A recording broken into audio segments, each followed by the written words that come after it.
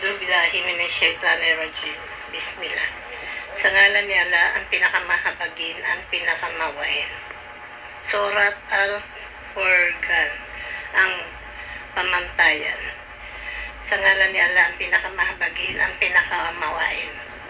Verse 1, walhatiin siya ng nagpanaog ng pamantayan ang wasto at mali. Alalaong baga ang Quran sa kanyang alipin na si Muhammad. Sumasa kanya nawa ang kapayapaan ng Allah upang siya ay maging tagapagbabala sa lahat ng mga nilalang. Verse 2, siya Allah na nag-aangkin ng kapamahalaan ng kalangitan at kalupaan at siya na hindi nagkaroon ng anak, mga supling o lahi at siya na tanging walang kahati o katambal sa kanyang pamamahala.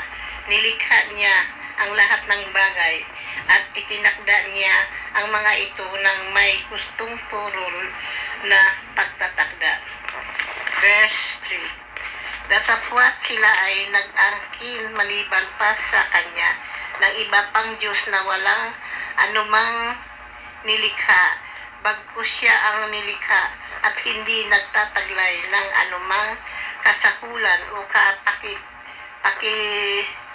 pakinabangan sa kanilang sarili at hindi nagtataglay ng anumang kapangyarihan upang magbigay ng kamatayan o magkaloob ng buhay, gayon din ng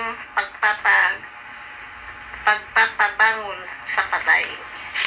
Verse 4, sila na mga hindi sumampalataya ay nagsasabi, ito ang Quran ay walang iba kundi kasinungalingan na kinatha niya Muhammad. Sumasa kanya nawa ang kapayapaan ng Allah at ang iba pang tao ay tumulong sa kanya sa paggawa nito. Datapwat sila ay nakagawa ng kawalang katarungan at isang kabulaanan. Verse 5, at sila ay nagsasabi, mga alamat, kwento lamang ng mga sinaunang tao na lumipas na kanyang isinulat at ang mga ito ay idinikta lamang sa kanya sa umaga at hapon. Verse 6, ipagbadya, ito ang Quran ay ipinanaog niya Allah na nakababatid ng lahat ng lihim ng kalangitan at kalupaan